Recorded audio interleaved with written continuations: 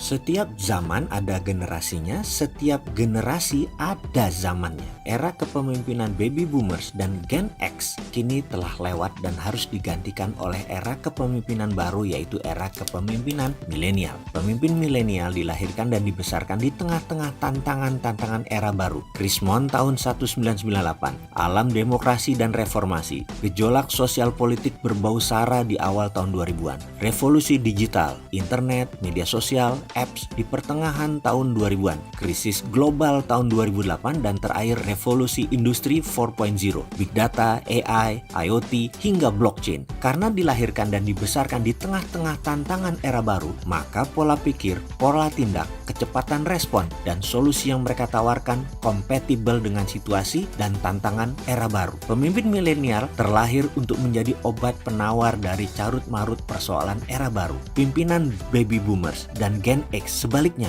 mereka terlahir dan dibesarkan di era lama yang berbeda sama sekali, decoupling dengan era baru. Sehingga keyakinan, pola pikir, pola tindak, gaya kepemimpinan, pendekatan solusi yang mereka miliki kini sudah obsolete dan mulai tak kompatibel lagi dengan persoalan dan tantangan era baru. Kualitas kepemimpinan baby boomer dan Gen X hanya ampuh untuk mensolusi persoalan dan tantangan era lama, namun tidak demikian halnya untuk era baru. Konsekuensinya amat serius. Pimpinan baby boomers dan Gen X banyak mengalami gagal paham, gagal respons, dan gagal solusi dalam menyelesaikan persoalan dan tantangan era baru. Mereka gagap di era yang baru. Wajar saja karena seumur-umur mereka tidak pernah menemui dan mengalaminya. Era disrupsi dan perubahan ekstrim adalah era milenial, bukan eranya baby boomers atau Gen X. Di kepala milenial, kaum baby boomers dan generasi X, mereka adalah bagian dari masalah. Inilah handicap terbesar pemimpin generasi tua. Mereka merasa tahu dan berpengalaman karena puluhan tahun makan asam garam.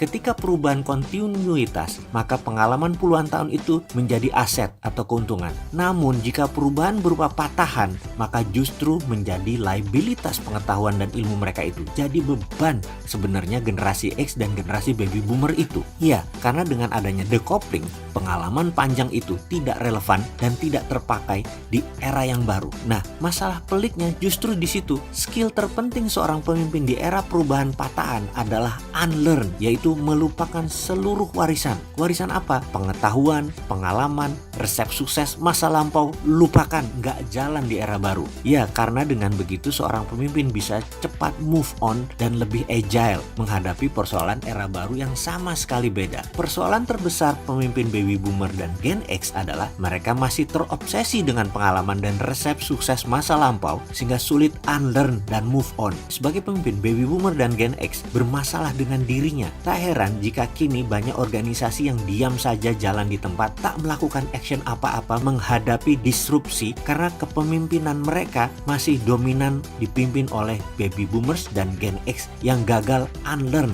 dan gagal move on. Survei McKinsey Global Institute di 2018 menemukan bahwa kunci sukses transformasi digital sebuah organisasi ditentukan oleh pemimpin yang agile bergerak dan cakap merespon disrupsi digital. Sekitar 70% responden mengatakan digital savvy leader yang pola pikir, pola tindak, dan kecepatan responnya fit dengan era digital menjadi faktor penentu kesuksesan transformasi. Pertanyaannya, kalau pemimpin baby boomer dan Gen X bermasalah dengan dirinya, bagaimana mungkin mereka cakap memimpin orang lain, apalagi di generasi yang lebih muda? Bener deh, pemimpin baby boomer dan Gen X adalah masalah terbesar bagi organisasi yang butuh agile perubahan. Bagaimana mungkin mereka bisa menjadi solusi terhadap persoalan-persoalan disrupsi yang menjadi keseharian di era baru, di era milenial? Baby boomers dan Gen X sekali lagi adalah bagian dari masalah, bukan bagian dari solusi. Jadi kaum milenial saat ini minta kesempatan mengambil alih